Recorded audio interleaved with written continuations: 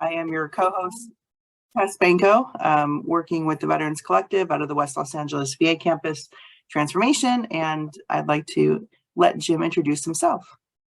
Hey, good morning, everybody. Jim Zenner, Director over at Military Veteran Affairs for LA County, Army vet. Good to see everybody. Hooah. Don't tell the rest of the Marines that I said that. All right, so you can see up on your screen, I am sharing the agenda in minutes, which I placed the link in the chat. I'll do that again in just a second because I know some people join us a little bit after the hour. But here you can see and hopefully click on the working group chair contact list. So these are all experts and their subject matters. There's contact information for them up. So if you have a question on a particular issue, you can feel free to reach out to them or reach out to Jim or I. We also have the member contact list. So if you are just joining us or joining us and have changed information, go ahead and log it in there. You should be able to access it. It's open to everybody and update your information. The list is public. It will be shared. So just letting you know if you put your contact information in there, that it will be shared. And if you don't want that, then don't do it. And you can find the salute report actually on the LAVC learning community, which has been hooked up for the LA Veterans Collaborative to communicate, to post events and important things. And all of the county peers are also on there as well. So with that, again, welcome. We have 15 working groups in the LAVC, and we'll go around and we'll introduce new participants. So if you've never attended before, feel free to introduce yourself now. Okay, I'll start off. It's been a while. This is George Carson, and we've been a member for about 8 or 9 years. For the last 2.5 years, we've been kind of dormant. I'm the co-founder of Business Soft Skills, and we produce a bunch of videos that help veterans not only find a job, learn how to stay in their position, how to advance in their careers, and pretty much how to continue in their education to stay in the field that they are participating in for their job and their career. Thank you. Anybody else? I guess I'll go next. I don't know if I'm on camera, but hi everyone. My name is Brianna Avery. I work for LA County DHS. I'm a program manager there where I oversee a portfolio of ICMS providers as well as administer the HUD-VASH Collaborative Case Management Pilot, which I'll be talking about later on today. So welcome and Happy New Year's, everyone. Awesome. Good morning, everybody. My name is Demetrius Vandergriff. I'm a local vet employment rep with the state of California EDD out of the Culver City office as well as the Compton office, working with employers, working for centers and with partners and with case managers that we call DVOPs, Disabled Veteran Outreach Program Specialists, working directly with the veteran community, our fellow veterans and their families, helping them get employment. And happy to be here. Happy 2023. Thanks. Good morning, everyone. My name is Larry Johnson. I am the program lead advisor at the El Camino College Small Business Development Center. We're an arm of the SBA. We provide free, no charge consulting services, training services for entrepreneurs and small businesses with a special effort to reach out to help veterans start and maintain businesses and raise capital. Hey guys, if I could just interrupt real quick, when you all introduce yourselves and welcome, please put your contact info and any flyers you might have about the services you offer in your organization into the chat so that we can stay connected and include you in our monthly newsletter. Thanks a lot. Thanks, William. William, introduce yourself real quick. Sorry, for those who don't know me, hi, I'm William Wilson. I'm a communications public affairs consultant with VPAN, and I also cover these LAVC meetings and help with this as well. So nice to meet you all, and thank you for being here. All right, carry on. Who else do we have? I'll jump on. My name is Brock Young. I'm the Deputy Director of the San Francisco Federal Executive Board. I understand you guys are in LA. We're up here. However, the San Francisco Federal Executive Board represents the federal employees within the 9-county Bay Area and Northern California as a whole. We also have a Greater Los Angeles Federal Executive Board. However, I'm here because we also facilitate a collaborative, the Veterans Federal Employment Collaborative, and help veterans get jobs. And we don't just help veterans get federal jobs, we also help agencies locate qualified candidates. And by utilizing non-competitive hiring authorities, get people hired. Last year, we managed to get 33 veterans and transitioning service members hired into the federal government. So this year, we're trying to bump those numbers up. So if anybody has any questions about federal hiring, the federal hiring process, resumes, resume development, we're here to help. Excellent. I'll be hitting you up. I have a veteran looking for a position. Good morning. Sorry, Tess. Not new, but just wanted to talk about a new program. So this is Becky Aguilar with JVS SoCal. And just wanted to let you all know that JVS now has SSVF as part of our programs here.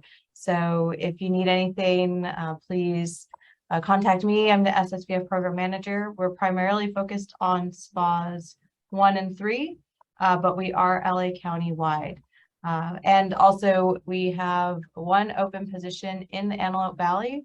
So if anyone is interested in that, they can let me know, and I will place our flyer with the contact information in the chat. Thanks, Becky. All right.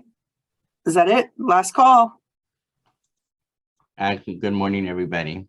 My name is Juan Andrade, and I'm a lead ICM at SRO Housing.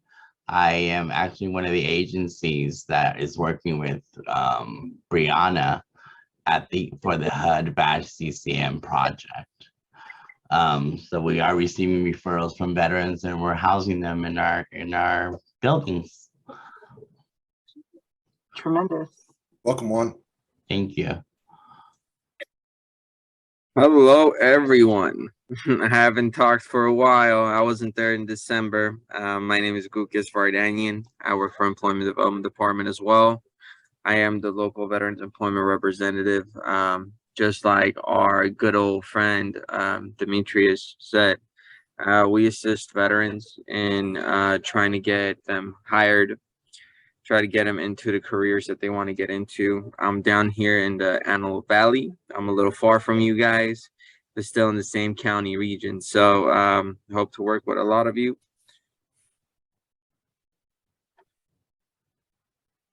All right. Jim, do you want to delve into the mission and then we'll move into the standing reports? Yeah, thanks, Tess. So yeah, just really the mission of Access Engagement is really to bring those that are navigating services on behalf of veterans, their families, reservists, National Guard, to the table to discuss what's working, what's not working, and where are the gaps, not just in services, but also in policy and legislation. And also to get information out. You know, we've heard, you know, everybody that's new and introduce themselves. We have a variety of service providers. So our mission is really to get education to those navigators about all the great services that everybody does in the program. And also we usually have a really good turnout from our co-chairs. So a lot of the stuff that gets identified in this group, the co-chairs will take back to their working groups and actually work proactively to find solutions for those issues. So this is, you know, a big thing about the collaborative for a long time. It is the place to network and learn more about what's going on in LA. But we've really been taking, under Amy Bravo's leadership, we've been taking it more towards a solution-focused, problem-solving body of participants. So that's a little bit of background, and, you know, just a little bit more history. This group used to be 6 people, and to see, you know, 80 plus on, and you know, just hear from Brianna, Demetrius, everybody. We got a great variety of resources here that we're offering to our peers that are out there running into our veterans and family members. So this is just really, really great, and appreciate everybody attending. All right, awesome. let's move into our standing reports. Federal government update. Typically we have Janet Turner from Ted Lieu's office. I don't know if Brad Sherman's office has also started to attend, but Janet, are you with us today? Good morning. I am bright and early. I'm sure a lot of you heard about the fiscal year 23 omnibus bill that got passed at the end of December. And I just wanted to give you a couple of highlights that is, I think, good news for veterans. So first of all, the VA homeless assistance programs were funded at $2.7 billion, an increase of $530 million from fiscal year 22. Congressman Lieu fought hard, along with other members of Congress, to get that increase. He specifically made requests for the Homeless Providers Grant and Per Diem program, healthcare for homeless veterans, the domiciliary care for homeless veterans, the supportive services for low-income veterans and families, of course, SSVF, and HUD-VASH programs. So we were very happy to see that nice increase. Also, the West LA VA was mentioned in the report. Congressman Lieu had requested this language and got it in. It says, the committee continues to support the expeditious enactment of the Greater Los Angeles Healthcare Systems Master Plan, which calls for the delivery of more than 1,200 units of housing for more than 4,000 veterans experiencing homelessness, and appreciates VA's work with the principal developer team at the West Los Angeles VA to identify opportunities to operationalize the master plan. The committee encourages the VA to continue to engage with the principal developer team on any potential funding opportunities, including capital contributions. So on that note, with the minor construction fund, Congressman Lieu requested $626 million. It was actually funded at $626 million, 0.11, which is a 73 million increase from last year. The congressman also got wording included having to do with Parkinson's disease, which just seems to be a major issue with many veterans. And that says, the report now includes language directing the VA to issue a report within 120 days about the feasibility, advisability, and cost estimates to expand this Parkinson's disease research, education, and clinical centers services. We felt that that was really very important. And with regard to veterans treatment courts, they got $35 million by keeping these veterans out of prison and focused on rehabilitation and sobriety. This program supports a long-term solution versus a short-term punishment. So he had requested the highest possible funding. They gave it $35 million. At least it's something. So that's just a few good bits of good news. We always like good news. That funding coming the way to help improve the services for veterans. And that's it for me. Thank you. All right, excellent. Do we have anyone else from federal government with us that wants to give a report?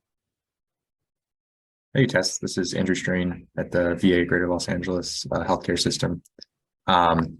Thanks, Janet, for that report out. If there are folks who are more interested in how that money is being spent on infrastructure at the West LA campus, happy to follow up with you and share some information about the improvements we're making to support developing the housing here. I did want to mention a few other initiatives that we have rolling out over the past few weeks. One is the housing access hotline.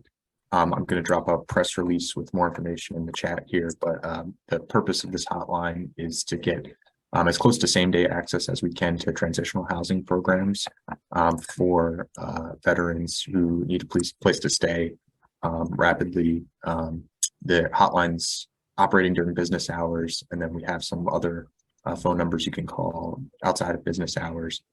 This is something that started about 3 weeks ago, so we're still kind of working out how to make it as effective as possible, but would encourage everyone to share this with your veteran networks, the phone number, and the purpose of this line.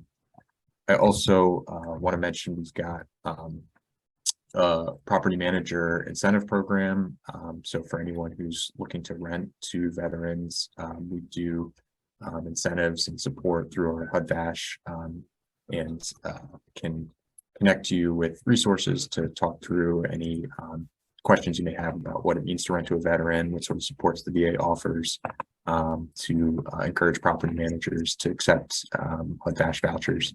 We did an article on this and also put chat. And then finally, for vacancies in our project-based sites, we're working with LASA to do a listing page that shows which sites currently have vacancies, has some marketing materials, and includes information about how to get in touch with the property management and VASH case manager if you're interested in moving into one of these project-based sites. So I'll wrap up there. Dropped a lot of different links in the chat. Feel free to reach out to me if you have any questions or want to talk through any of these in more detail. I'm going to have to drop in about a half hour, but really appreciate Tess, Jim, Janet, and the group here for keeping this collaborative going and all the support you guys do for veterans. Glad to have you. Let's see. Is Paula with us today? We had VA transitional housing at the last meeting. I don't see Paula on, but I think the report out is that same day access or that housing hotline that Paula covered on the last meeting. Paula's been working really, really hard on getting that set up, and I think it's going effectively. Great. All right, we'll move on to local government. Tess, this is Emmett O'Meara. Hi, Emmett. How are you? Great. So I don't know if I'm interjecting at the wrong time here, nope. But I would just like to remind everybody, of course, about the PACT Act. I don't think any reminder is needed, but I just thought to give a little bit of an update. Nationwide, there's over 234,000 claims that have already been submitted for the PACT Act, and about 17,000 of those are from California. I don't have any more detailed information regarding how many might be from the LA area, but considering the way the jurisdictions, if you will, of the regional offices in California go, I would comfortably say that at least a third of that is in the LA area. In other words, the word is getting out, and I would ask folks to continue to beat that drum, as we will be doing as well. And just also a friendly reminder, I think everybody is pretty familiar with the fact that, you know, the PACT Act, you know, I think burn pits and toxic exposure is the prevailing understanding, but there are two other very important pieces to it. One is Agent Orange, the expansion of 5 additional sites, as well as 2 additional disabilities.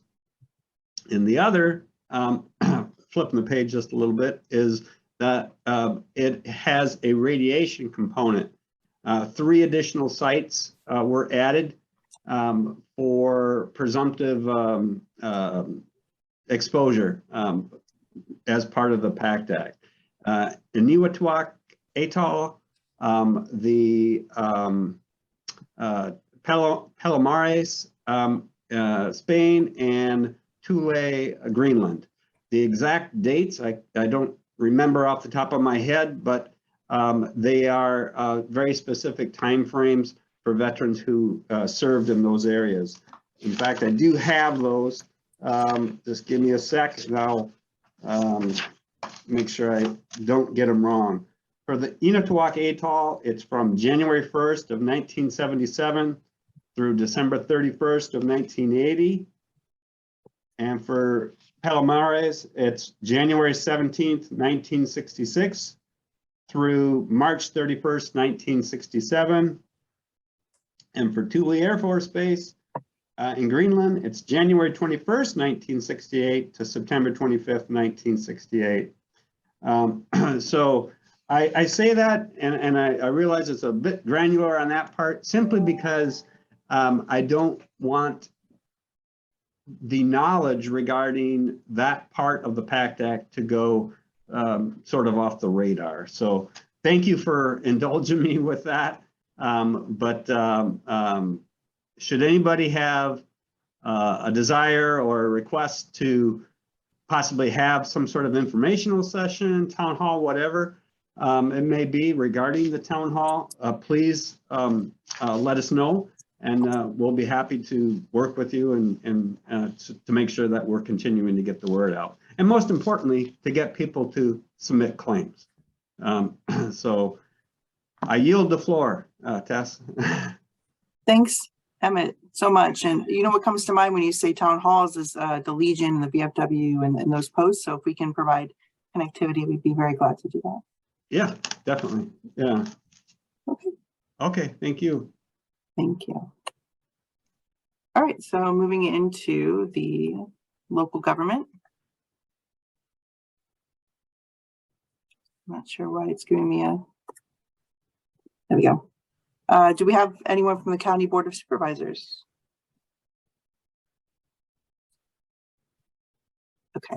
Last report from Robert Alvarez with Catherine Barger's office was the suicide review team starting this month. Jim, do you have any more information on that? Yeah. The most recent update I got from my colleagues at DMH is that we're going to actually we're on course to initiate our first review in partnership with the VA in January, this month, actually, pending approval through County Council.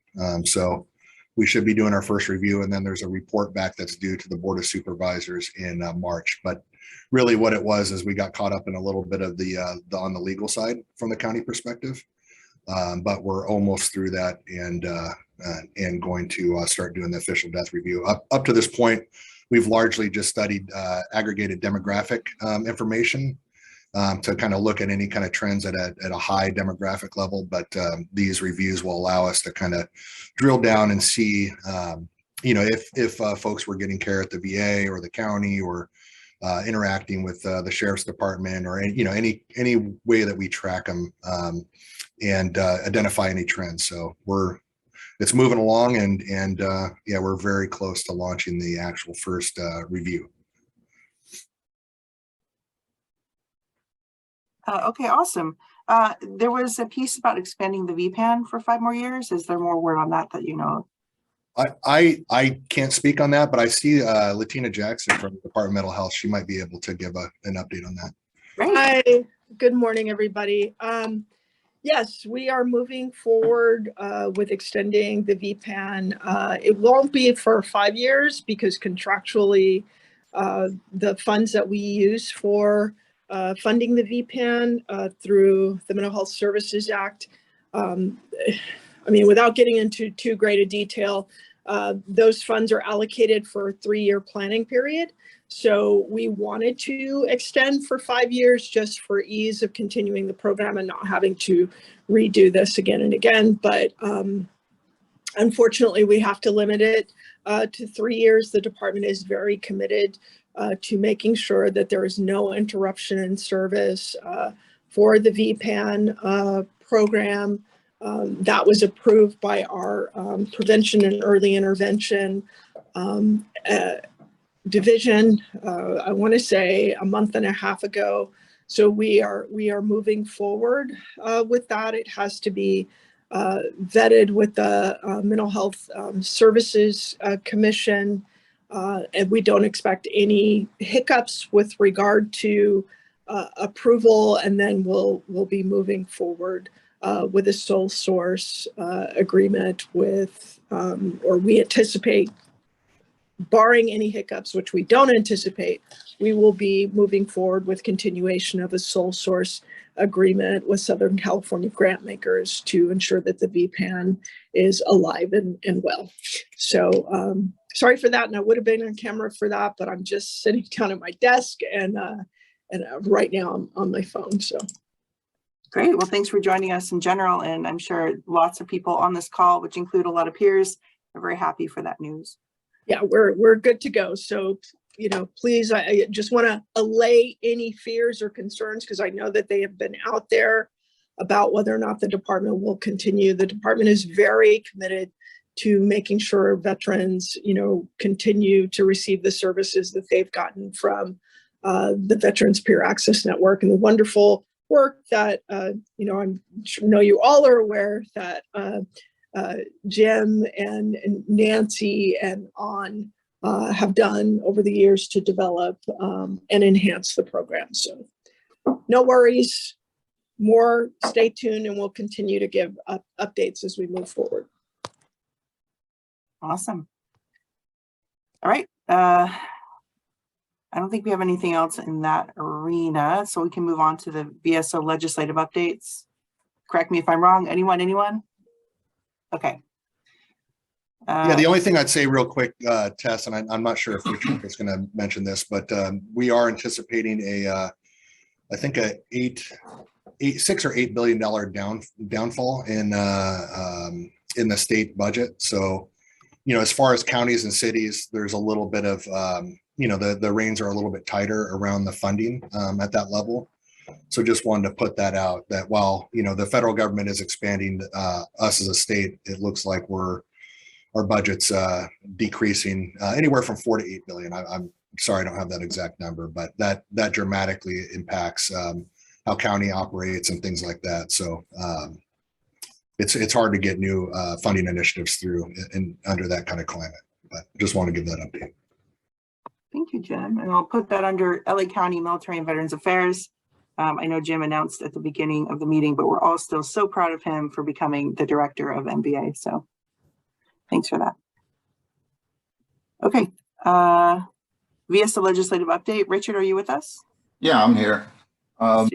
Since a lot of the information already provided by Janet and Jim and others, I won't be redundant and go back through that. What I will say, however, is I had sent out the Committee on Appropriations summary on the military construction and Veterans Affairs related agencies and such that breaks down the VA budget with regards to rural health care, caregivers, women's health, veteran homeless prevention, all the monies associated with that, and the other areas of concern being benefits administration, medical and prosthetics research, infrastructure, information technology, national cemeteries.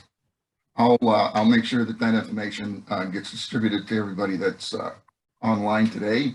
And what I also wanted to mention is a little bit early with regards to what's coming out of DC relative to Veterans Affairs, simply because the House has just finally got through its rules and all, and the chairs of the committees have been formed. One item of note that I sent out to Tess and a few others has to do with the new Veterans Affairs Chair, Representative Mike Bost, who has made a very lengthy request for information from the VA Secretary, and one of the items on that particular list has to do with West LA VA. And so as soon as more information on those items come through, I'll make sure to get to everyone. Relative to budget, it's now we're in a position where we're waiting for actual implementation of all the provisions in those bills, veterans bills that passed during the last session. The Veterans Affairs Committee, as I say, Representative Bost is chair.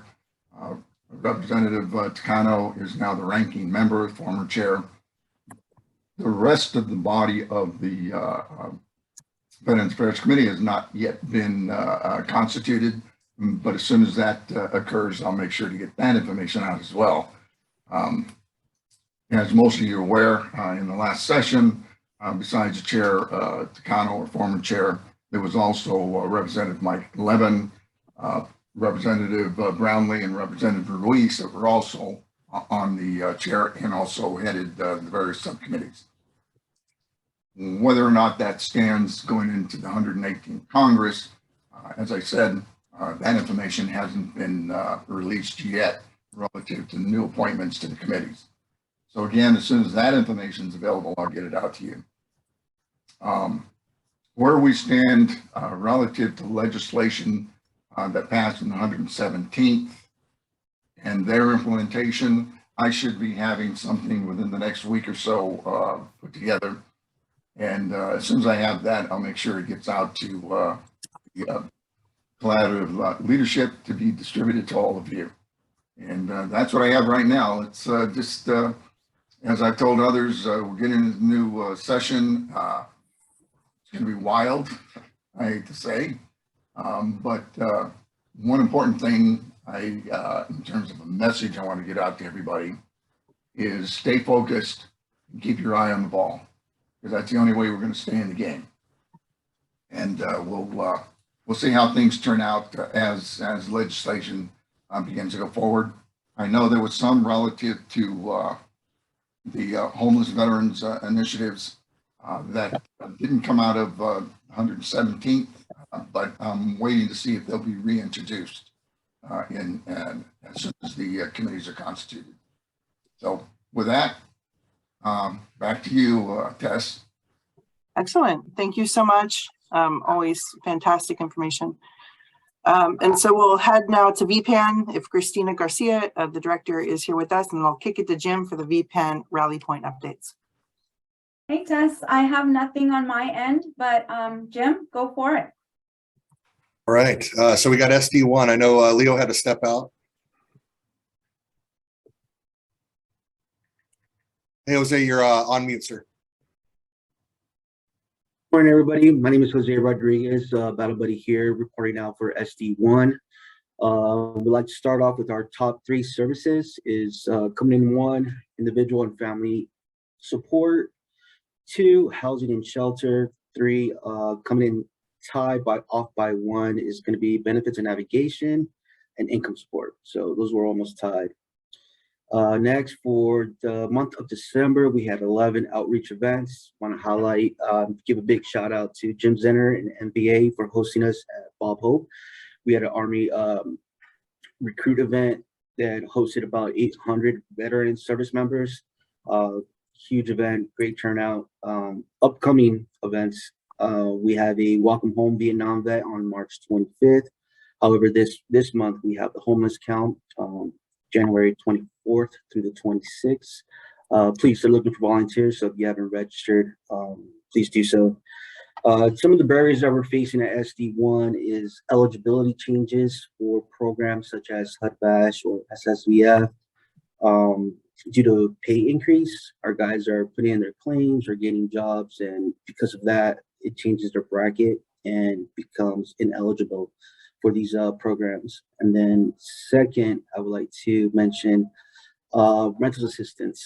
Due to Housing is Key shutting down last year, a lot of our guys and the memorandum closing for being evicted, a lot of our vets are asking for back pay for rental assistance. And lastly, I would like to mention here at SD1, we have 2 current positions available, to include our service supervisor and a battle buddy position.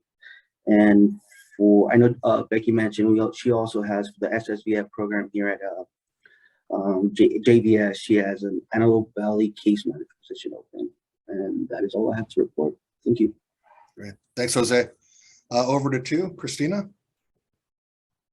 Good morning. I'm Christina Rangel, Program Manager with Volunteers of America, VPAN.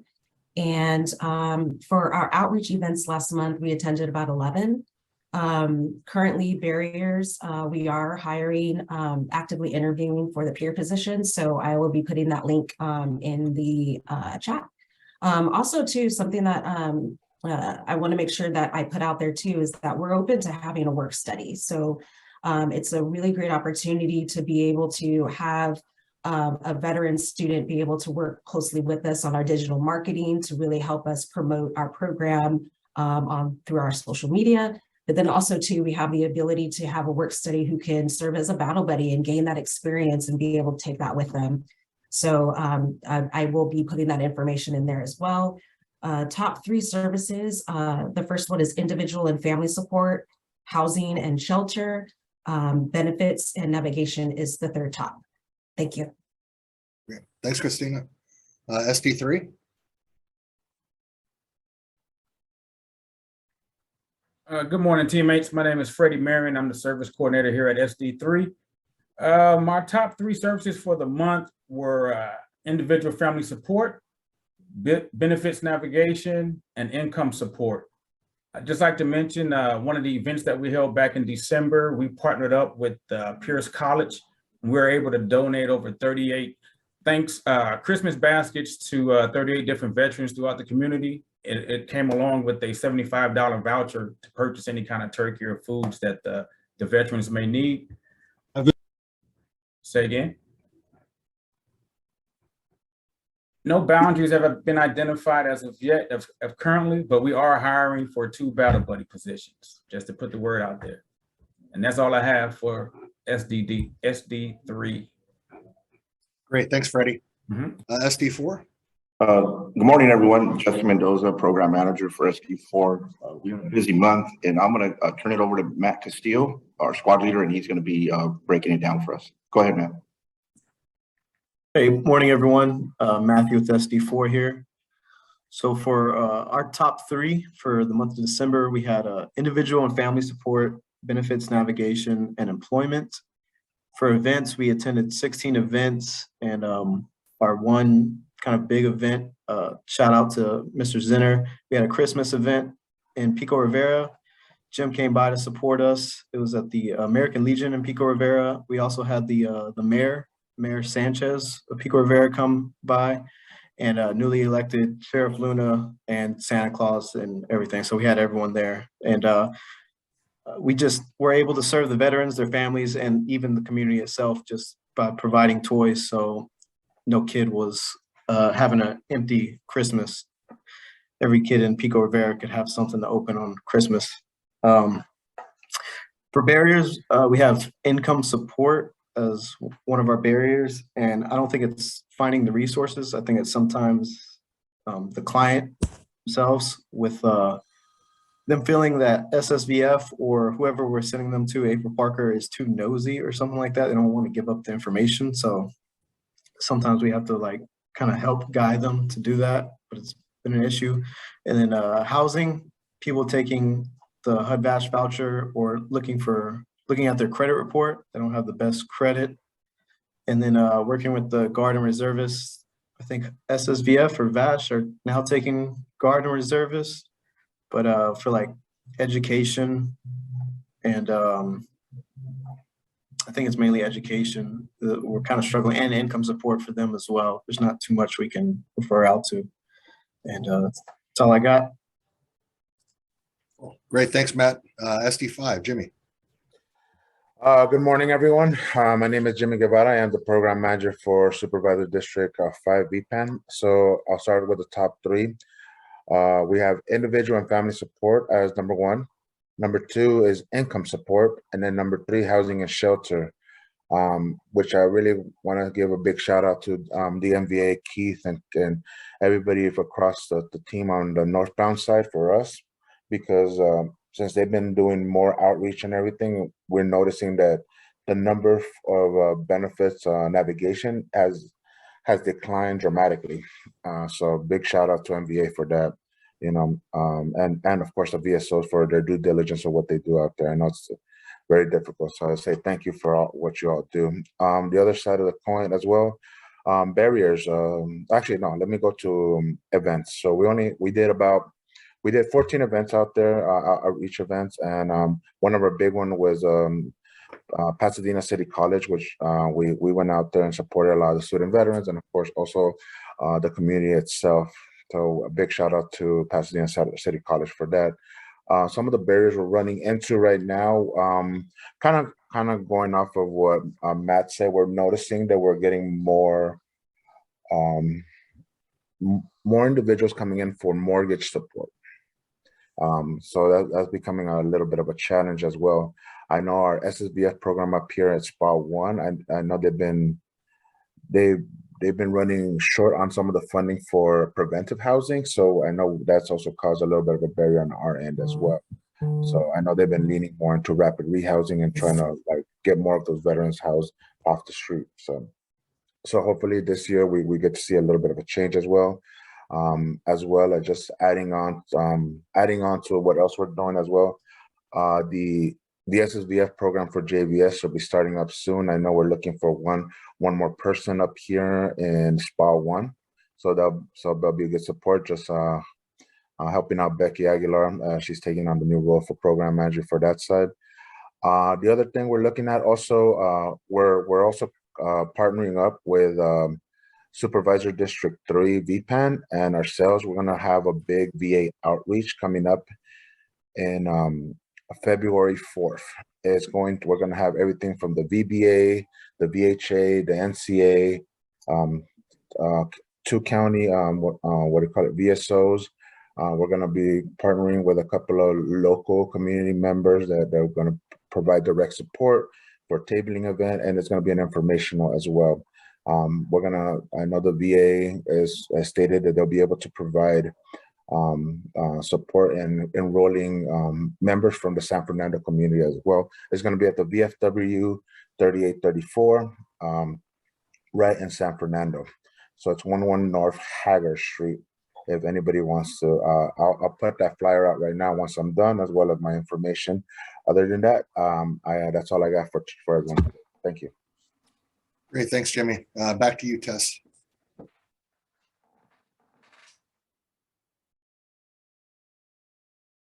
You're on mute, Tess. The dreaded mute hold. Okay, sorry. Looks like we are moving now into homelessness and housing. Do we have anyone from that working group who wants to spin us up? And actually, before we launched into that, if I could just speak, this is William again, if I could just piggyback on what Christina said earlier, I put up in the chat a flyer for digital marketing specialists. These are VA work study positions. We need 3 more. We just hired a new one. We need 3 more at VPAN for the SPs, and these are excellent opportunities for people who are in school, currently enrolled in a undergrad grad program to work with VPAN and managing the social media accounts for the districts out there in the field. It's $1,600 a month, tax free. Great opportunity for some virtual part-time work for anyone. If you know somebody who's interested, please pass on the flyer. It's in the chat. Thank you. Great. All right, back to homelessness and housing. I know we have some great presenters today, it sounds like.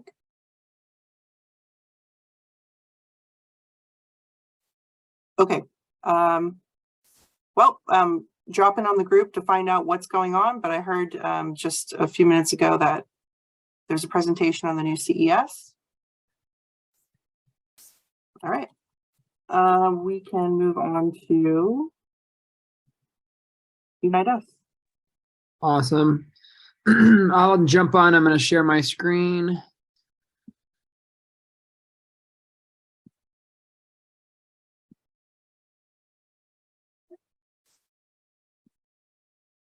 All right. So real quick, who we served, largest branch that we served was Army. That tends to be our trend. In terms of male females, we're at 23% this month female. I do want to recognize that between last year, 2021 and 2022, we just about doubled the amount of female vets family members that we have served.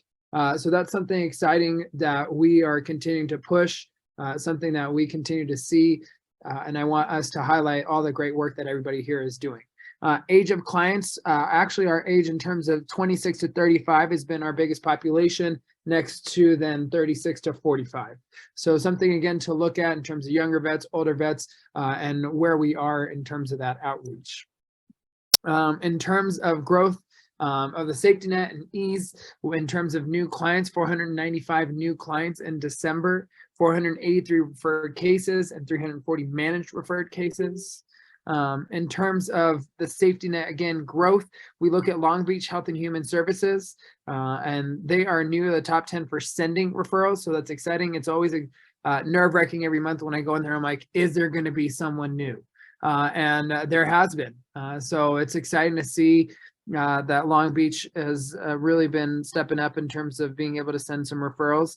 Our average time to referral acceptance is still 1 day. So good work, everyone, and keeping that up. Service episode distribution, in terms of resolved cases, 486. Open cases, we have a lot of open cases, 443. Our service episode resolved did go up 7.5% in December, so that's exciting. And with that, then our service episode not resolved did go down 2.8%.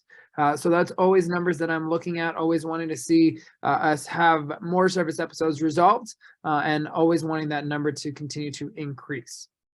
In terms of housing, employment, suicide, looking at that in terms of housing cases, we had 116 housing cases managed, 23 that are open and 15 that are closed. In terms of employment, 62 cases that were managed, 5 that are open, 1 that was closed. In terms of mental health, 46 mental health cases were managed, 12 were open and still unmanaged, and 3 have been closed. So again, when we look at how to create protective factors, I think these are the biggest places that we can continue pushing, right? Are we making sure that when we have these open cases, how can we, just like everyone else been on the call has been saying, how can we make that turnover really quick to get them into housing? How can we make sure that they get that employment as fast as possible, or are able to get those mental health, behavioral health support as quickly as possible? Then in terms of sending and receiving, so MVA, Military and Veterans Affairs, that's actually, they did all of last year. December marked 13 months. I just wanted to recognize that. So a year and a month of receiving referrals. And then top 10 were sending referrals, VPAN SD1. If I can have someone from SD1 just jump on real quick, what do you think is your biggest tip on sending referrals? As far as sending referrals, is just actually being familiar with the network and really utilizing a lot of the partners that we do work with. A lot of the resources are actually shared in groups like this, such as LA Veterans Collaborative. So it's really just a matter of finding out what the needs are and retaining a lot of the information, or capturing those notes, so that way we have that. Because we're using a lot of other organizations that are on the Unitas platform that might not be regular senders or receivers of referrals. So, and the other thing is just to really reach out and find out what it is, what services are being provided and what aren't. So that way we can have a well-rounded approach to where the referrals are going to go. So, it's a good job for our team. Yeah, good job. I appreciate you jumping on to and giving us a few tips in terms of networking, in terms of being here, right? We have the opportunity and the network to continue serving our military families. So let's make sure that we're using every opportunity we can. And then next, in terms of top 5 needs, this is 2021. This is December 2022. Individual and family support has become the #1. So I think that's really interesting that we recognize that benefits navigation has moved down to #3. Housing and shelter is still #2. We see employment has dropped and income support is still there, right? So when we're talking about how do we find solutions, how do we be a data-driven community, this is something that I want us to continue tackling, right? We're able to move benefits navigation down, but then we see individual and family support coming up more and more. So just wanting to recognize that, and that's it on my end. So thank you all for your hard work. Yeah, incredible. That's a very, very awesome juxtaposition there. Really outlines how all of your work is moving the needle in the county. So great work. All right, I'll kick it to Jim for our component of sound off.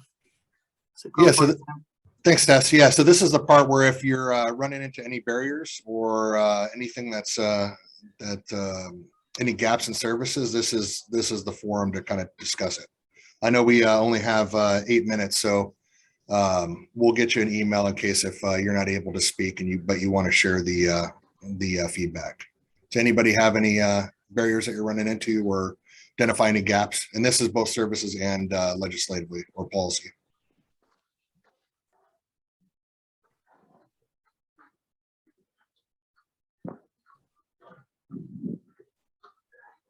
I can speak on this. And I hope it doesn't sound too silly, but the first thing is for those veterans who need movers as they are relocating to a different apartment, right? So I'm just going to leave it there, movers. I'm not too sure who funds it, if it would be SSVF, but what if they don't qualify for SSVF, right? So they just need that invoice. I can apply for a grant with Village for Vets, but it's a matter of the veteran being able to identify movers. So that's one thing, right? The second one, which was a situation that I had yesterday, a veteran who was utilizing the rideshare program to get to work because his truck was stolen. Now they changed that program over the weekend where now the referral has to come from a VA social worker. So his understanding of it was a case manager. So I enrolled him into aftercare, but they need the referral to come from a VA social worker. Come to find out that this program is specifically for veterans who are homeless. So veterans who are homeless, right, to get from the shelter to the VA. So that's what it was designed for.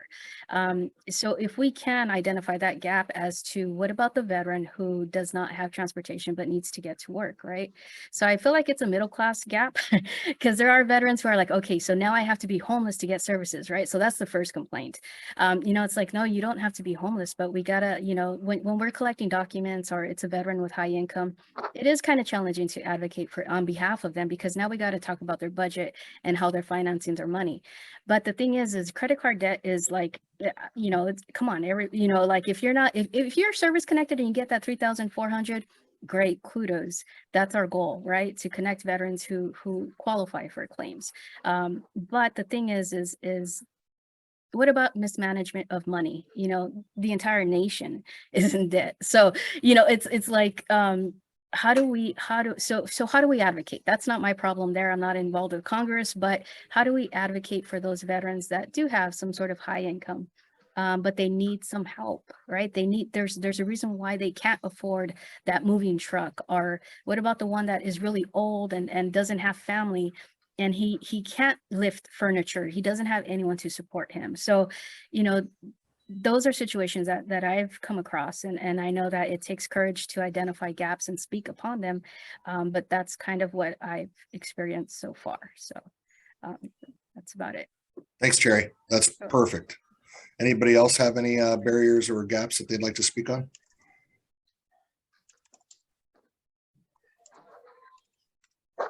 No, yeah, Director and Tess, just wanted to say the reference to what Sherry Vian was referencing is keeping all lines of communication open between the grant and local nonprofits, because up in Supervisor District 5, North LA County, a group like Vets for Veterans can liaise with VPAN, particularly in the areas like getting a veteran moved or getting them a piece of household appliance that they need. Those are the kind of things a local nonprofit is organized to do. And as the gentleman said, on a granular basis.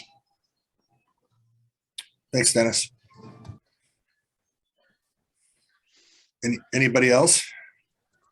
Yeah, Jim, this is Richard Valdez. One item of note I failed to mention has to do with the state Military and Veterans Affairs Committee, the new chairs, freshmen, and the co-chair being second year in the state assembly is some concern to me, since neither have any background in veterans affairs or military issues. The committee hasn't been constituted yet with regards to the remaining standing members, but it is something I raised to the majority leader in the assembly, as well as the rules committee chair, to ensure that whatever the other members of the Assembly Military and Veterans Affairs Committee has veterans appointed to that committee. Last year, and I believe it's the same thing going on this year with the state Senate Military and Veterans Affairs Committee, they were proud to announce that all members of that particular committee were veterans. The Assembly Committee isn't starting out that way, so I'm hoping to intercede and make sure we have veteran representation, which may in fact have some impact on what Jim was saying relative to the county budget and the impact it may have on those. and Jim's department throughout the state. So I just wanted to throw that out there. I'll keep you guys apprised of how that develops. And hopefully I hear something soon back from both Majority Leader and the Rules Committee. Thanks, Richard. Anybody else have any feedback around barriers? Probably we only have time for one more.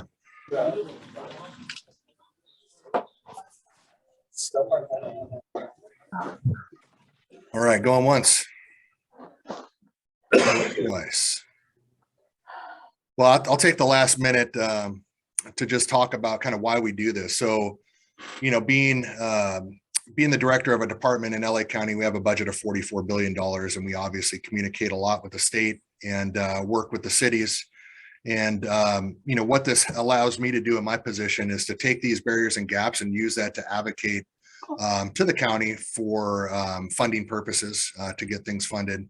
Also put it on the radar of the homeless initiative, our partners at DMH and Department of Health Services, things like that. When it's legislative stuff, you know, it allows me to reach out to CEO Legislative Affairs. We have a legislative affairs team that's in the state, and also a small team that's in the DC area. So it allows me to put your guys' issues, our issues in LA County on their radars to make some changes. And then, of course, we share it with VA leadership, both on the healthcare side, and Emmett, the director here locally with the LA Regional Office.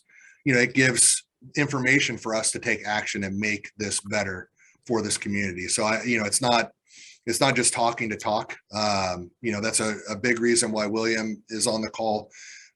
Him and Tess take the information from the minutes and work to put it into a product called News That You Can Use that we kick out every month. And that's a tool for all of us, including myself, to kick information out to raise awareness of the gaps and barriers that we're identifying as a group. Part of News You Can Lose. I always say that. Sorry, William, I'm going to do some push-ups. But News You Can Use is, you know, putting the problems and then assigning it to work groups. So the direction that we're moving is, you know, a couple months ago, transitional housing for older adults was brought up. So, you know, when we put that on News That You Can Use, they assigned it to me, and then I reached out to the Department of Aging, and I reached out to the VA and started putting that on their radar, started working with them to solve that problem and identifying resources for aging adults. So that's an example of how this works in a perfect world. We're not quite there, but we are miles ahead of where we were, and just wanted to share that vision and that intent behind this meeting. It's not just talking to talk. It's one thing I couldn't stand when I first started in this field. It's just tired of talking to talk. Like, let's get some action. So wanted to share that with everybody, and thank you all for attending today. 2023 is going to be awesome. Tess, Richard, you know, Amy, everybody, you guys are doing a great job, and glad I get an opportunity to work with you guys. I got you, Jim. And just for everyone on the call, thanks again, echoing what Jim said, and we love you. Absolutely adore the work that you do every single day. Thank you so much. And reach out to each other, reach out to us if we can help with something, even if it's someone who needs a job or some resource that you can't find. And again, thanks. So handing it over to Amy. Thank you. Thank you so much, Tess. Good morning, everyone. Happy New Year. My name is Amy Bravo, Air Force veteran and the director of the LAVC. I'm just so happy to see so many faces on this call and everyone continuing to want to do the work that we're doing. As a reminder, I know that this meeting is long, right? It's a 3-hour long meeting. We ask of your commitment. The reason is, of course, as Jim mentioned, why we have the access and engagement, how important it is to have everyone's input as to what the barriers are. And then the main meeting is focused around education, right? On a new program, something that's going to help benefit the work that you do, or just inform you so that you can inform the veterans that you work with. And then after that, at 11, we break out into our 10 different working groups. Now, those working groups, those take the barriers that we all discuss and create real-time solutions. And we're asking you all to stay for that time frame so that you can be part of that solution conversation. And it's also information sharing. Right? It's a great way to continue networking, to continue learning, educating yourself on the different programs that are available. That's how our SD1 team can be so successful, right? That networking portion that we kind of lose. And I know through Zoom, it is a challenge. But again, for the sake of keeping everyone safe and for the convenience, especially since the roads are slippery, we're continuing to stay online and thinking about 2 to 3 times a year doing it in person only. So with that, we'd love for you to stay. We have a great presentation following. If you have any flyers for events, things that are hiring, anything that you want to let people know or put into the salute report, you can add it into the chat. There's an option for you to drop it in from your own computer. So please, I ask you to do so.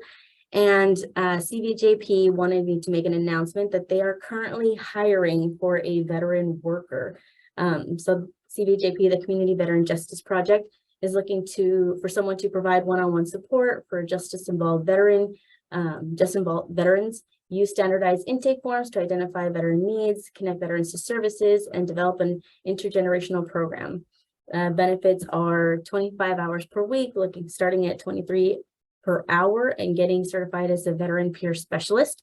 So if you are interested in that position, I'll put that flyer in the chat, and you can always contact Jody Galvin from the Legal and Reentry. And just as a reminder, because I know sometimes things kind of get lost in the sauce, but these are the 10 working groups. We have our housing and homelessness, families and children, our faith-based, behavioral health, health and wellness, career advancement, higher education, legal and reentry, recreation and rehabilitation, and our women veterans.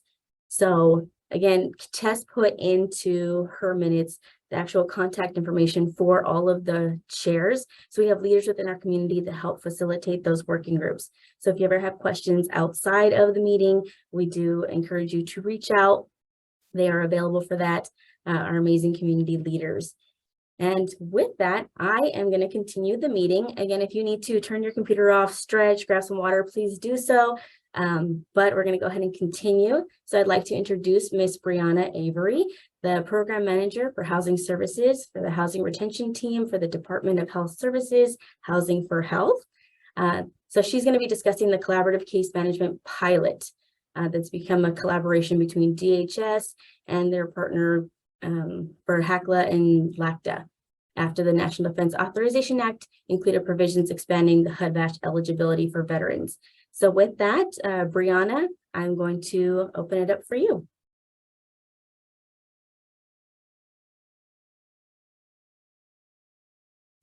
Sorry, I think I'm on mute. Let me share my screen. Sorry, I'm not really used to Zoom. I'm so used to like Teams. So just give me a moment. So sorry. Do you know I can share my screen on this? Yes. At the bottom? At the bottom of the page, it should have the share screen option. Just push that and then it'll request. And if you're having difficulty, I can always share your PowerPoint presentation. Yeah, I don't see this. Oh, yeah, I see it. Okay, awesome. Got it. Thank you. Yeah. Please let me know if you can see my screen or the PowerPoint. Yes, you can see it, Brianna. Okay, awesome.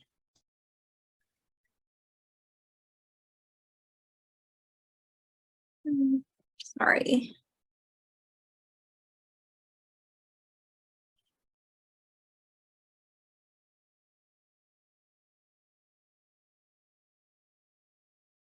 First and foremost, I just want to thank Amy and Jem for allowing me to speak today. Sorry, one second.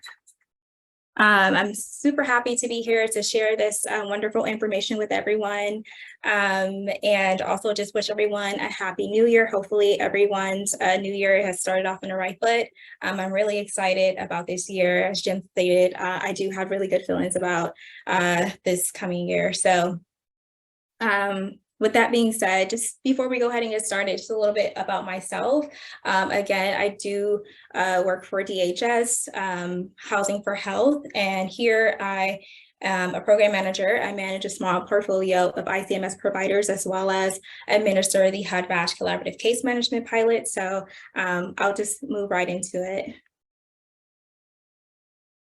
So just to go over a couple of our agenda items today, I'll be talking about a little bit of background regarding how this pilot came about, our target population, our ICMS providers and their responsibilities, direct housing options, and then the referral process.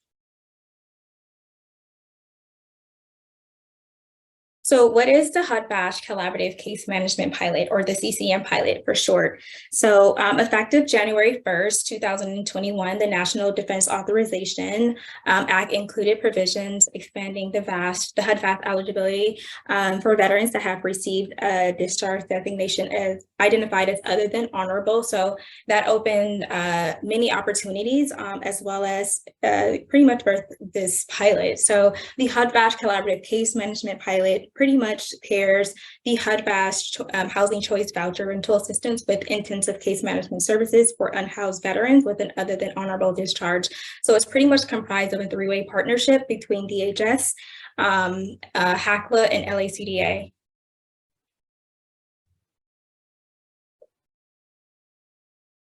So our target population are veterans that meet the definition of veteran in accord with the 38 U.S. Code 2002B. They must meet the homeless definition as defined by the VA. They must have received a discharge designation identified as other than honorable. They must meet the definition of low income in accord with the 80% AMI in the Los Angeles County metropolitan area. And except for veterans that are interested in leasing up with Emerson, as that is a project-based building, but I'll talk about that a little bit later. They cannot be a registered sex offender, and they must agree to participate in intensive case management services. So if you haven't kind of put two and two together already, it's very similar to the traditional HUD-VASH program.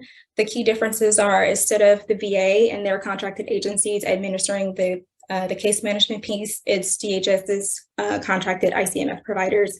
And we are specifically working with veterans with an other than honorable discharge. Other than that, for the most part, the structure is pretty much the same.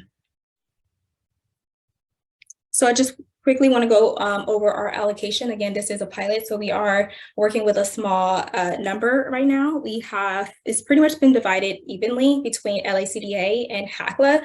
So as you can see, LACDA, there are 67 that's been allocated, and those are all tenant-based vouchers. And then the remaining 68 are with HACLA, 51 are tenant-based, and 17 are project-based, which is for their Emerson building, which have already been accounted for, but I will get into that a little bit later on in the slides.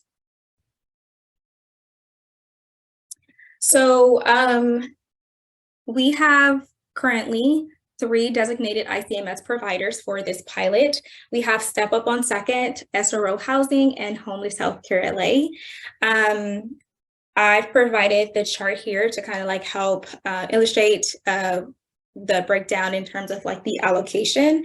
So currently, Step Up on Second, they actually have 2 allocations, one for LACDA and one for HACLA. So 67 is currently has been allocated for Step Up on Second. And when clients are referred to this pilot, it doesn't really matter which ICMS provider that they get put in, just because all of our ICMS providers service the entire county. They're countywide. But I will say though, if a client is interested in leasing up in the Antelope Valley, it's important to note that on the referral, because only Step Up on Second, who has a contract with, who has the allocation for LACDA, will be able to assist them in that area, because Step Up has ICMS case managers in the Antelope Valley. So if you do have any clients that are interested, just let me know, and I will place them in that project so we can ensure that they are getting services that they need in that particular area.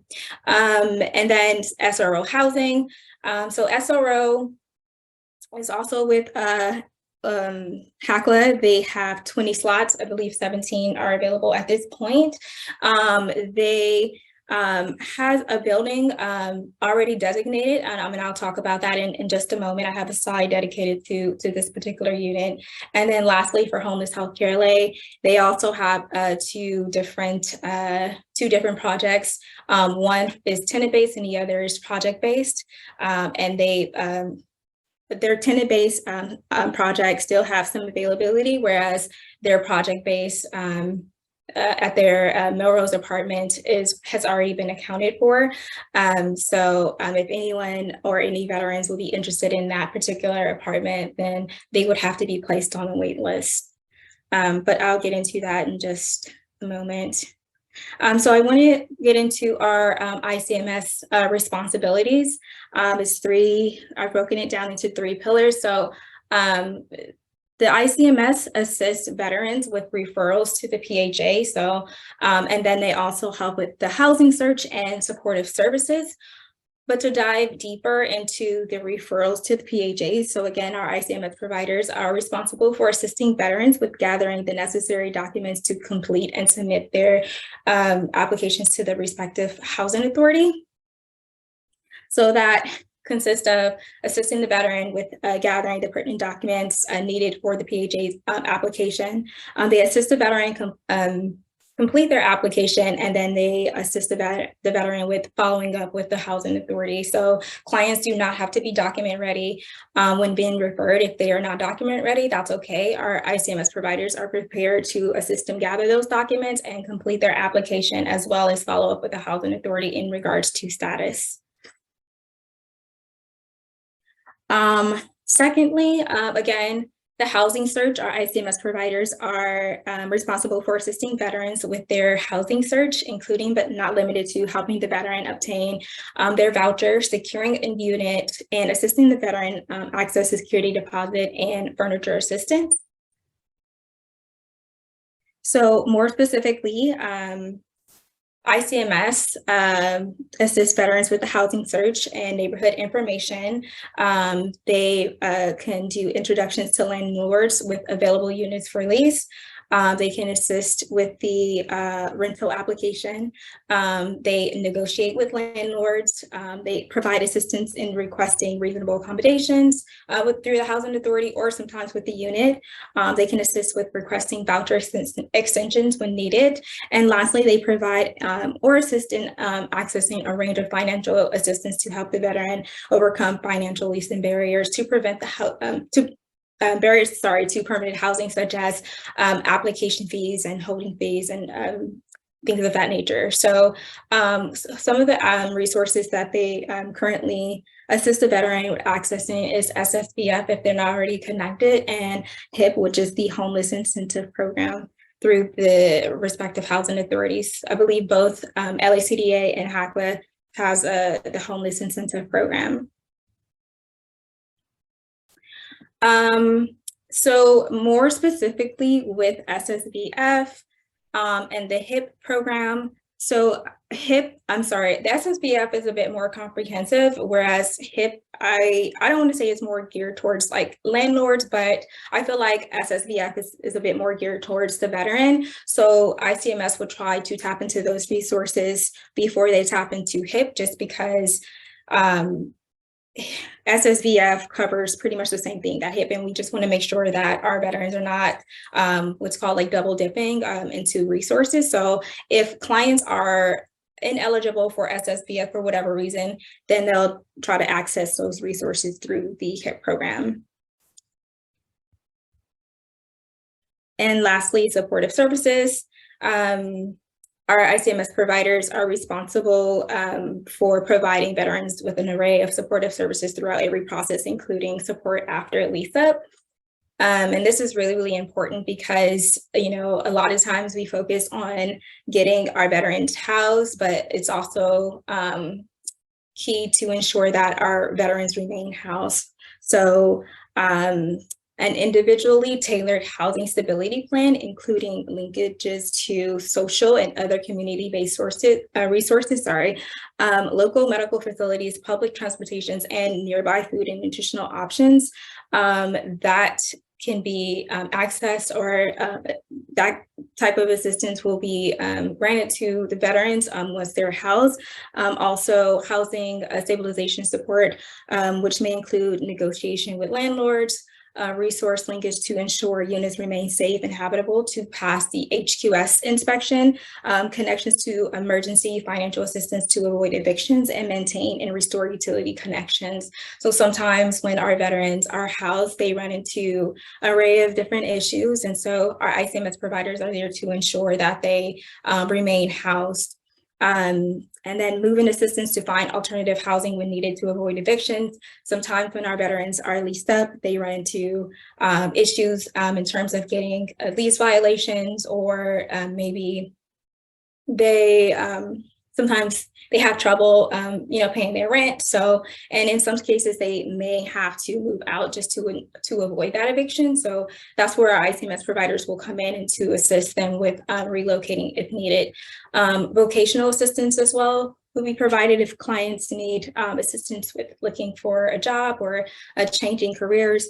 They're there for that as well. And lastly, linkages and referrals to inpatient, outpatient, and specialty care services throughout through community partners. So direct housing options, I kind of briefly talked about this on one of the previous slides. I mentioned our project-based unit. I don't want to touch on this too much just because all of these units have already been accounted for. And so if a client is interested in leasing up at the Emerson apartment, they will be placed on a wait list. But they can always get referred to the pilot. And if they're interested in leasing up with Emerson, if one becomes available, I can notify the ICMS and let them know, and then they can just relinquish their voucher and get leased up right away. So this is always an option. I just wanted to put it out there. It is in SPA 4. It is a studio. It's not furnished. It's project-based. It's through HACLA, and the ICMS provider will be Homeless Healthcare LA. And again, currently we do have 17 spots that's been allocated, but unfortunately at this particular time, they're all it's completely leased up at this point. So just FYI, there will be a wait list. But moving on to Roslyn apartment, I wanted to talk about this option because we do have availability. It is slightly different, and I included both direct housing options just so you can see the differences. One of the main differences is that this one actually has availability. So I wanted to highlight this, especially for those veterans that are experiencing homelessness and do not want to go through the process of housing navigation. Through my experience, I found that housing navigation is very challenging. It's one thing to get the application in and get a voucher, but looking for a unit is very difficult, especially now. I do believe that it is an owner's market, and it's just very, very difficult looking for a unit. So if clients want to do away with that process and want to be leased up right away, I think this is a fantastic option. It is located in downtown LA, SPA 4. It is a studio, but it does come furnished. It's tenant-based, which means that the subsidy is not tied to the unit. They do have that freedom to, decide to move later on if that's what they choose without giving away their subsidy or their voucher. It is subsidized through HACLA. And the ICMS provider is SRO Housing. There is no wait list. And currently we have about 20 units that are available at this time. And I wanted to dedicate a slide specifically to the Roslyn apartment buildings, just so you can see what it looked like. Again, it's located in a historic district of downtown, and it has an open floor plan, and it has wonderful views. I just want to tap into some amenities that I found very enticing. So it is completely furnished. So I know that that's definitely one of the challenges with working with the unhoused population is once they get housed, they need furniture, and usually the programs that offer furniture assistance is not completely furnished. It's usually just like a bed, refrigerator, and stove, whereas this apartment comes completely furnished. There's an on-site property management. It is centrally located to restaurants and transportation. So if clients do not have a car, there wouldn't be a problem living in downtown LA, where we know everything is pretty much in walking distance. It has a kitchenette with a microwave, cooktop stove, and a refrigerator. It has a private full bathroom and kitchen, a computer room with 6 computer stations. This is, again, important. Our clients, they have business that they need to take care of. So if they don't have computer or internet, they can always, visit the computer room to take care of some business. Utilities are included, so that's an expense that they won't have to worry about.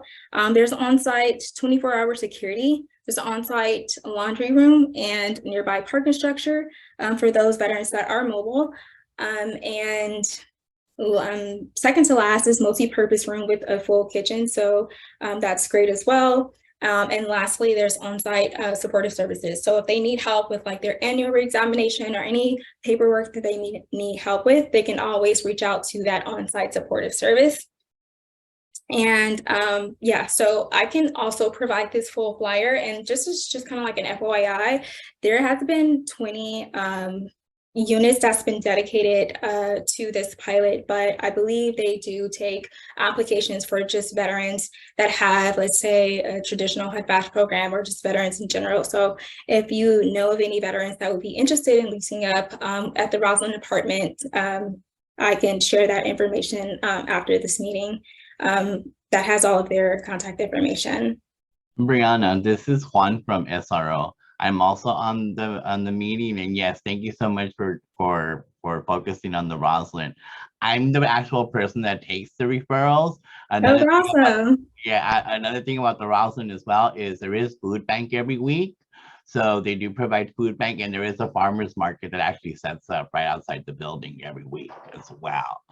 Not only is there supportive services through ICMS, but there's also a veteran case manager there as well. So, I mean, the building basically has, everything that a veteran would need. So if anybody's interested, then yes, reach out to me. I put in my information on the chat. And yeah, definitely. But thank you, Brianna. Thank you. That was awesome. I didn't know that. So I need to add that on the next presentation. I appreciate that. Brianna, if you are open for one more question, you mentioned the Antelope Valley and to get in contact with you. My other question is kind of foundational. Is the purpose that this is an other than honorable discharge only program because it's presumptive that there are many other avenues for housing the honorably discharged veterans? Is that it? Yes, if I understood your question correctly, this program is specifically for those with an other than honorable discharge. Okay, so in other words, it's not for an honorably discharged correct veteran. And I imagine the purpose behind that is because the OTH veterans have the least available prospects. Is that it? Yes, it's actually this program came about after they expanded the definition, and they included the veterans with other than honorable, and they just created an opportunity for those individuals that probably didn't have access to these type of resources before. So they just created a pilot specifically for them. And for any event that, like, let's say a client does get referred to the pilot, or let's say that they upgraded their status, they'll basically just be referred to the traditional HUD-VASH program. Okay, thank you. You're welcome. I do have a few more slides to go, and I'll be happy to address any questions after the presentation. I promise I won't be long. I just want to quickly go into the referral process. So right now we are working on a more simplified referral process where it would just be a form, and then you complete everything in that form and submit it off. But as of right now, while that's in the works, it's kind of like a spreadsheet. And when you open the spreadsheet, it's going to prompt you to the instructions page. It has 3 instructions. They're very simple. It's just basically telling you that you have to start from 1 all the way to 4, and that it's just basic general information, and then how to send it over to me, and where that email goes, and that to ensure that the file is encrypted, because we just want to make sure that the client's information does not become compromised. And then once you move over to the next tab, which is the definitions, we just want to be clear of the clients that you are referring to our agency, just to ensure that they meet the definition of a veteran, and that they also have an honorable discharge with that with that referral. And then it goes into the definition of homelessness. So we just want to make sure, again, that they meet the definition of homeless. And then I've also included the definition of the chronically homeless definition as defined by HUD. Now, the chronic definition is not a requirement, but it is important that we know that information, because the housing authorities request that information or require that information when an application is submitted. They want to know whether the client is just homeless or if they are chronically homeless. And then once you have read and understood the definitions, you move over to the acknowledgement. And the first one being that the agency that's referring this client is from a legitimate government agency or department, or a nonprofit or community-based organization that's working with the unhoused veteran population. And then number 2 goes into the different eligibility requirements, which I went over previously in one of the previous slides. And then lastly, to acknowledge that the veteran does not have an active voucher with another PHA or an existing voucher floating around, because all of this information gets verified, and we just don't want to have someone be referred only for us to have to, deactivate them or refer them somewhere else because they don't meet eligibility. And then finally, it takes you to the page where, or the tab where you have to complete the information. It's about 20 questions, mostly being demographic: name, full name, social, date of birth, income, what else? Just things of that nature. And if you have any questions regarding that information, if you can look at the top of that, of the tabs, there's like a little red triangle at the corner, and it kind of just gives you more information in terms of like what we need. And then after that, you just send it over to me. I review it. And then once I review the information, I send over this information. I complete a form using the information in the spreadsheet to the VA to have them screen for eligibility. And then once I receive clearance, then I refer them to one of our ICMS providers. And at that point, whoever was the point of contact for that client, they will be notified as well once they are referred. And that's pretty much it in regards to the referral process. Here I'm leaving my contact information. There's 3. So the first one being the HUD-VASH Collaborative Case Management Program email. But mostly at this point, you can just contact me, especially when it comes to referrals. The program email is mostly for like once the client has already been referred to the program, but any inquiries or any referrals can come to my personal work email at bavery2@dhs.lacounty.gov. And then I'm also including my supervisor, Joey.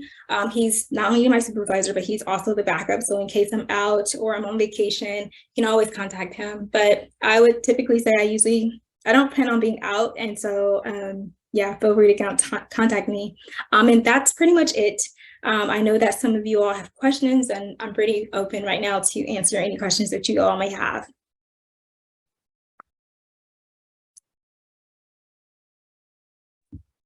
I see Roxana. Hi, my question is, this is a great program, great presentation. My situation is that my veteran, he passed away, but the family's now struggling. So trying to get housing, this might not be, probably some spouses. Is there anything for homeless, like for spouses of a veteran? Unfortunately, they wouldn't qualify unless someone in the family is a veteran.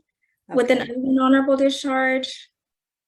But if he's deceased, he was honorable. I mean, he passed away this year. So they don't qualify. I mean, he exists. I mean, he was a veteran and he was honorable discharge. He was honorable or other than honorable? No, he was honorable. Oh, okay. Yeah, he definitely wouldn't have qualified because this program is specifically for veterans with an other than honorable discharge. Oh, sorry. Okay, thank you. No worries. You guys can just popcorn, just because it's hard for everyone. Brianna, my last question was, you mentioned the Antelope Valley and would we contact you directly? Yes. So basically on the referral, if you have a veteran that's in the Antelope Valley or that's interested in leasing up in the Antelope Valley, just let me know, because I usually, I look at the information.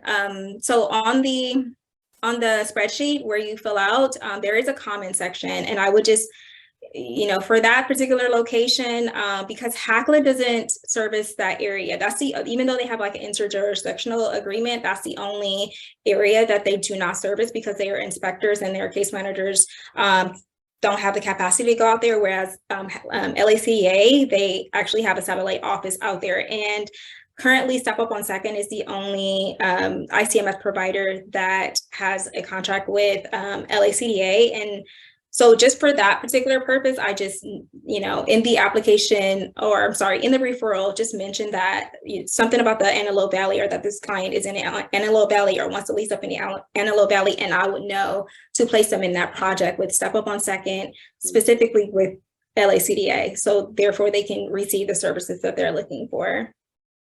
So quick question, Brianna. So I work down here in the Antelope Valley as well. So what happens to the veterans that are honorable? They will be referred to the traditional HUD-VASH program. And is there a specific time period on the turnaround?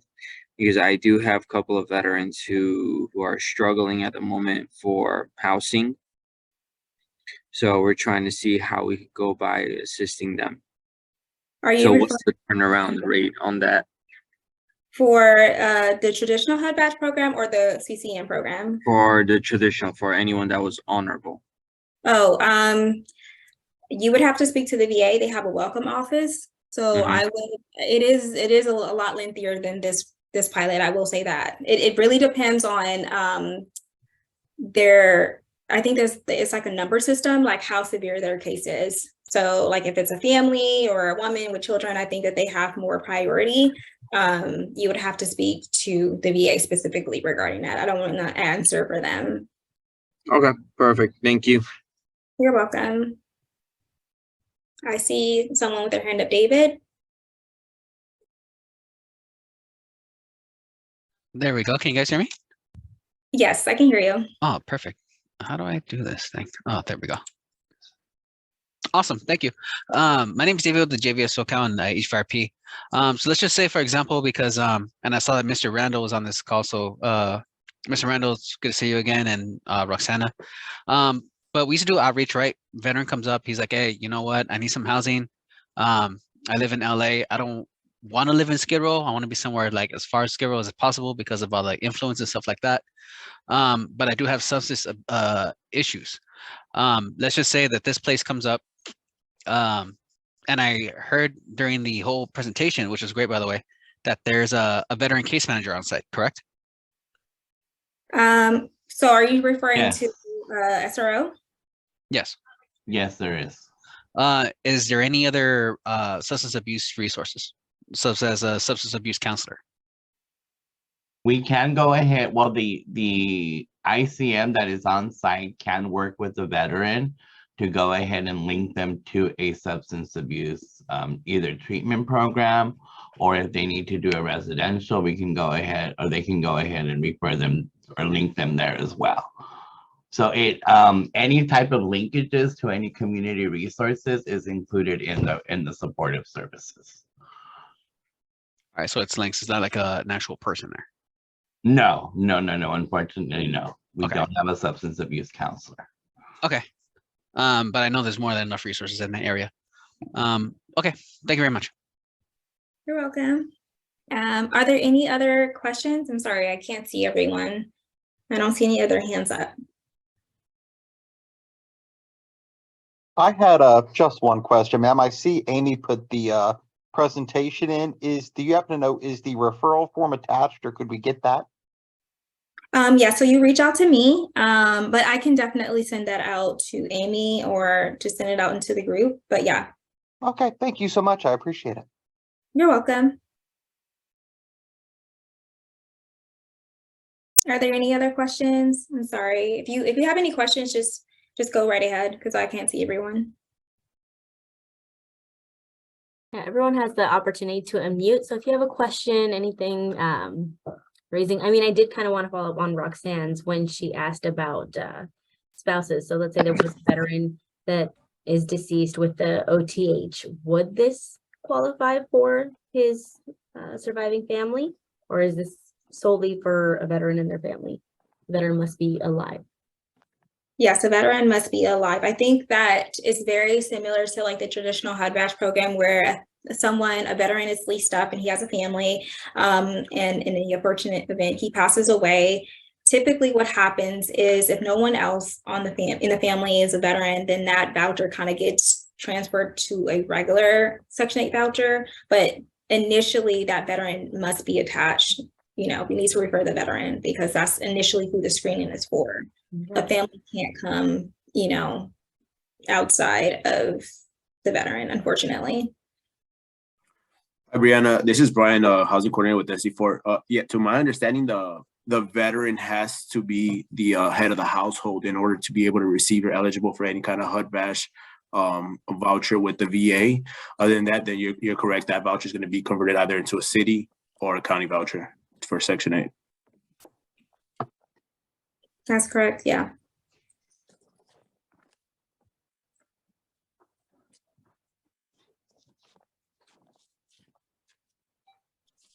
Any other questions? Everyone has the opportunity to unmute their own microphones and ask while we still have her here with her expertise and her time. No, I just wanted to know, I did send you an email regarding the slides and the referral process. So whenever you get to that, Brianna, thank you. Great presentation.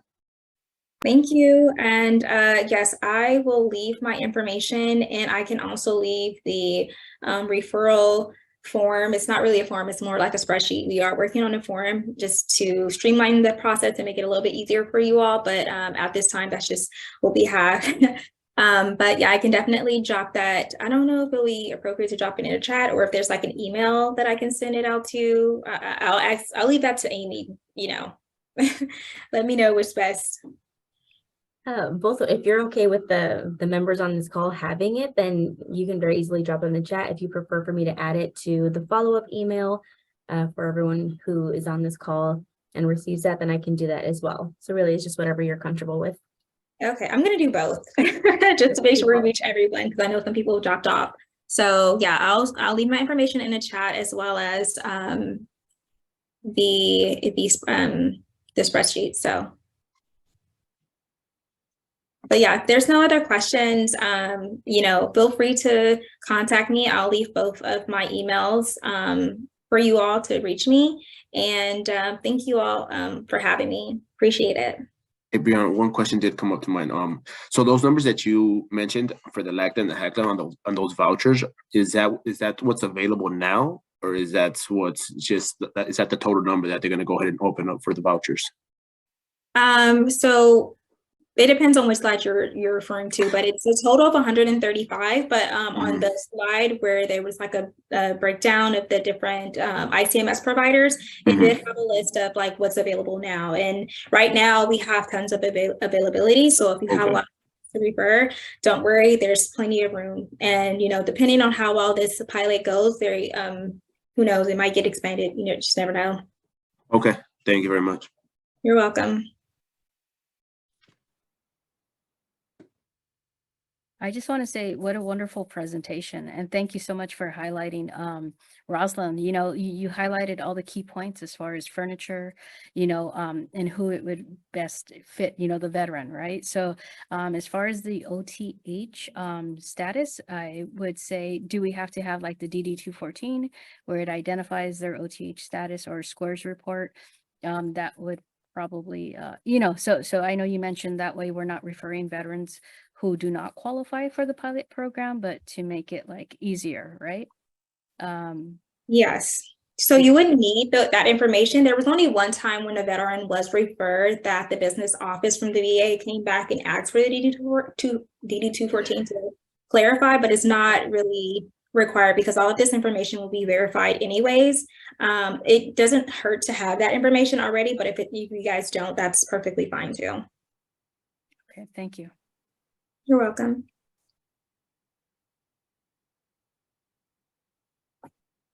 Any other questions? Oh, Richard has a question.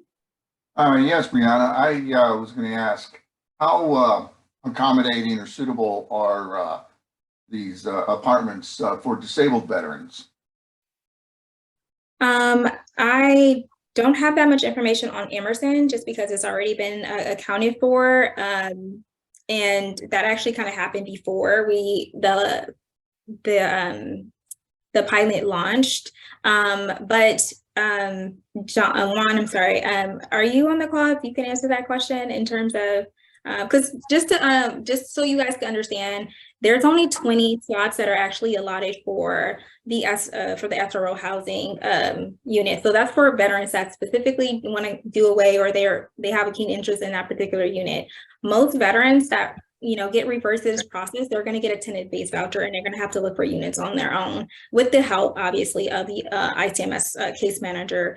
But specifically in regards to the SRO housing unit, I don't know if it is. It should be ADA approved. I'm sure it has those. There at the Rosalind, there are units that are ADA specified. You just need to go ahead and in your referral, let us know if that's something that your veteran is in need of, so that we can actually match them to an ADA unit. Thank you for that. I thought so, but yeah. So yeah, I just want to be clear with the presentation that I did talk about those direct housing options, but that's only a very small, limited number. And you'll be surprised, most veterans do not want the direct housing options. They want the tenant-based voucher. They want to look for housing on their own. But for those veterans that, just want to get off of the streets and no longer want to be, or just don't want to look for housing, or they find interest in that particular apartment building, that option is there. And again, that information should be specified when making that referral, so I know which project to place them in. Because without that information, I'm not gonna say I place them at random, but I do kind of sort of just place them based on the information that I get, like based on their spa and things of that nature. So if you don't give me any other information, then I will have to make that decision unless that information is specified. So again, reach out to me if you have any further questions. Now is that on the form with regards to whether or not they indicate that they're service-connected disabled veterans? I'm sorry, can you repeat that? It does the form specify on it check this box if you're a service-connected disabled veteran? That's not an option, but it does ask if the client meets the definition, if they're other than honorable, and it just goes through the criteria that we have. So as long as you read the instructions, there really shouldn't be any confusion. And if there is, you can definitely reach out to me so I can make that clarification for you. Okay, thank you. You're welcome. Are there any other questions? Okay, I'm hearing none. Going once. I also, twice. Okay, so I guess that's it for today. Again, reach out. More than happy to answer any of you all's questions. And then Amy, I will send that that referral form over to you and you can share it with the group. Thank you. Thank you so very much, Brianna, for taking the time to explain this amazing program that's going to help a lot of veterans. Because as many people mentioned, the OTH is usually making it a lot more difficult for for veterans to find resources. So thank you. You're welcome. Thank you again for having me. Okay, with that, we have about 13 more minutes before we open up our breakout rooms. I'm going to go ahead and open up the rooms if you wanted to meet in there. Our higher education, Caesar is going to be running a little bit late, but he will be hosting his meeting today. Right now, before opening up the breakout rooms, I want to open it up to the group. If anyone, I saw some amazing flyers going in the chat. If anyone wants to explain what those are, or kind of, I know we missed that in the access and engagement, where this is an opportunity for anyone who is on the call to share any information that might be important for the majority of the group. So feel free to unmute yourselves and have at it. I guess I'll go first. This is Anthony Rodriguez. I'm with CalVet, California Department of Veteran Affairs. Want to let everybody know that on our website, under the CalTap button, we have a number of webinars that we have posted where we do 1-hour webinars on various subjects. Many of the individuals on this call have been featured. They're free. So for example, we'll get an expert on mental health, educational programs, how to file a claim, how to buy a house, women's programs, disabled programs, and so forth. There's over 200 webinars we've done. They're all free, and they could be a great resource to your clients. And that's at calvet.ca.gov under the CalTap, when you press the CalTap button. Thank you.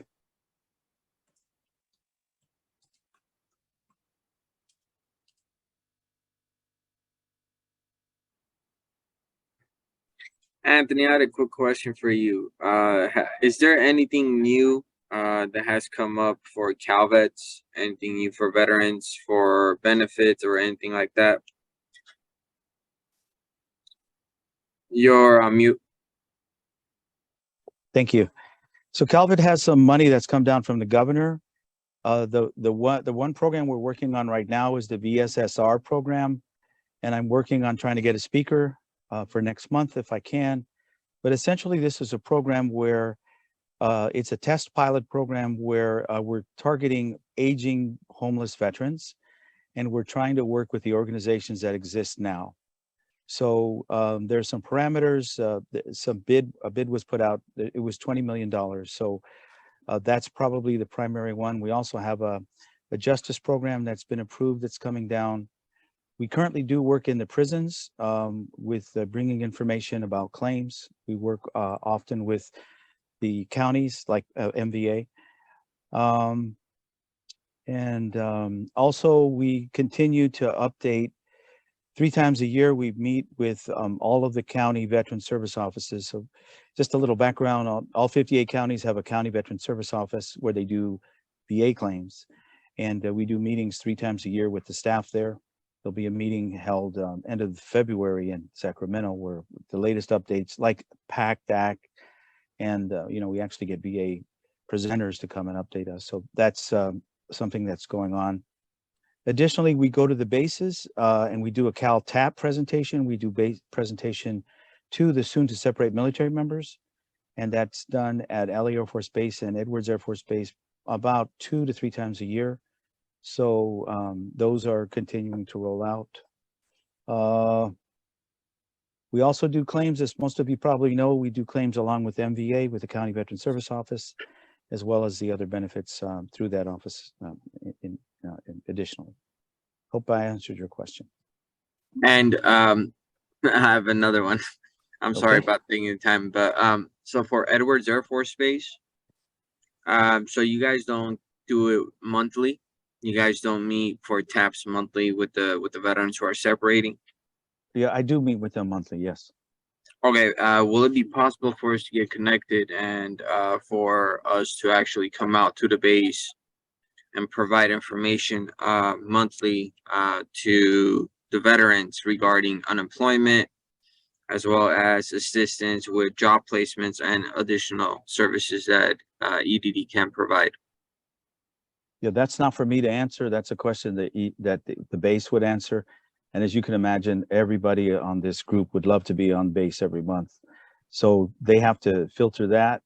But the answer is probably no, because a representative from Department of Labor comes on board, and you guys at EDD are funded through Department of Labor. So anyway, we could talk about it, but you know, don't want to give you false hope. Okay. All right, thank you.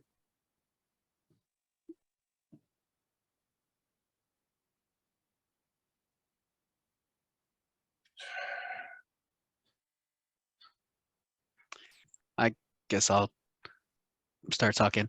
I don't know if Jose Rodriguez is on this call still, but Jose told me I missed a couple of these LAVC meetings, and that's my bad. My name is David with JVS SoCal's HVRP program. You guys are familiar with HVRP. Right now, the only other career coaches are me and Scott Dingman for HVRP, but we are holding it down. This month, we're going to be at the Welcome Center 257 West LA grounds Mondays and Thursdays. I'm going to be at Patriotic Hall on Tuesdays, which is now, Patriotic Hall is now open full time. And Wednesdays are open till 9 p.m. And yeah, I put in my contact info on the chat. If you guys have any vets, shoot them my way. I'm going to be jumping around this month, but yeah, I'm going to be trying to hop onto these LAVC meetings more often. I just wanted to put that out there. Thank you very much. So I have a question for you, David. What's the difference between HVRP and then SSVF and VASH? HVRP, our Homeless Veteran Reintegration Program, just focuses strictly on employment and vocational training. So if a vet if he just got the military, he's like, I want to be a Class A trucker, we'll send him to training. If he's like, I just want to work in a warehouse or do something like that, we're like, well, let's do something better, what you do in the military, and we tailor his experience, prior work experience or military experience, into an employment goal. We don't want to just put anybody flipping burgers, and there's nothing against flipping burgers, but you know what, we want to make sure we get them in the job that is best suited for their talents, to not just have them survive but thrive. And I think I'm stealing that from Kaiser. I think that's one of the commercials.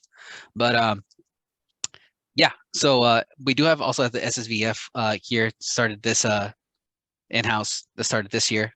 And then what was the other one, Mr. Rodriguez? SSVF, and what was the other one? VASH Section 8. We don't have VASH. We do have the SSVF that's just started. So I was asking about the differences in the program. Oh, how you guys difference in the program? Yeah, from that. The only way that we differ is that we have everything in-house. Everything else is still basically the same. So there's nothing in terms of difference from veteran status or definition of veterans, or definition of homelessness. It's all still the same qualifications. Yeah, and then yeah, if you have any questions, Mr. Brian, I did see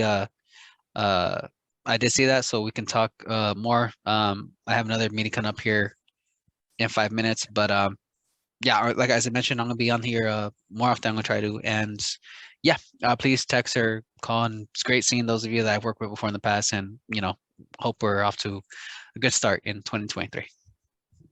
Thank you for coming back, David. Okay, the breakout rooms are now open and available. Again, if you're not familiar with the breakout rooms, we do have 10 different breakout rooms that are focusing on very specific veteran needs here in Los Angeles. We have our housing and homeless, our families and children, faith-based, behavioral health, health and wellness, career advancement, higher education, legal and reentry, recreation and rehabilitation, as well as our women veterans. So with that, we do have some guest speakers in some of these working groups. So I will tell you who those are. Again, if you need any assistance getting into a breakout room, please feel free to put it in the chat of which working group you'd like to go into. And